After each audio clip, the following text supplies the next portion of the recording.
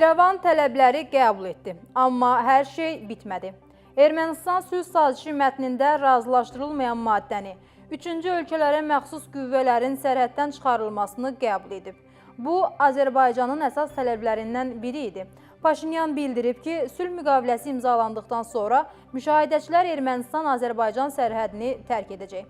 Bu sözləri politoloq Asif Nərimanlı Ermənistanın Azərbaycanın tələblərini qəbul etməsi və Azərbaycan və Ermənistan arasında sülh sazişi müzakirələrinin yekunlaşması haqqında qeyd edib. Politoloq bildirib ki, bu, Azərbaycan-Ermənistan münasibətlərində sülh mərhələsinin başlanması istiqamətində ciddi addımdır. Lakin hələ hər şeyin yekunlaşması demək deyil. Əsas məsələ Bakı-İrəvan xəttində problemlərin üçüncü tərəf olmadan müzakirə masasında həll edilməsi imkanlarının tükənməməsidir. Bakı ilə sülh bizi dosta çevirməyəcək, Mirzoyandan açıqlama. Azərbaycanla razılaşdırılmış sülh müqaviləsi mətnində birtərəfli tənzimləmə ilə bağlı qeyd yoxdur.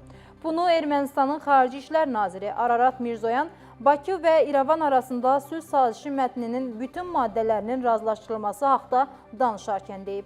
O, jurnalistlərə açıqlamasında mühakimə yürüdərkən sazişin düşmən ölkələr arasında imzalandığının nəzərə alınmalı olduğunu bildirib.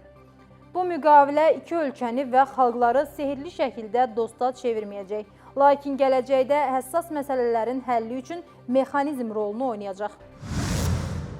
Sülh sazişi bu ölkədə imzalana bilər. Razılaşdırılmış sülh sazişini hələlik çərçivə sazişi adlandırmaq daha doğru olar. Çünki bu iki ölkə arasında hansısa normativ əsaslar yaradır ki, danışıqlar davamlı olsun. Bu sözləri açıqlamasında politoloq Tofiq Zülfüqarov Azərbaycan və Ermənistan arasında sülh sazişi mətninin razılaşdırılması haqqında danışarkən deyib. Düşünürəm ki, sazişin Türkiyədə imzalanması əlbəttə ki, gözləniləndir və müsbət hal olardı. Gürcü politoloq Gela Vasyadze isə bildirib ki, sənəd Azərbaycan-Ermənistan sərhədində də imzalana bilər.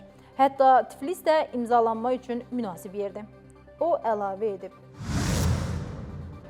Zelenski təşvişdə. Geri sayım başladı. Ukrayna prezidenti Vladimir Zelenski üçün geri sayım başladı. Bunu Rusiyanın İctimai Palatasının komissiya sədri Vladimir Rogov deyib.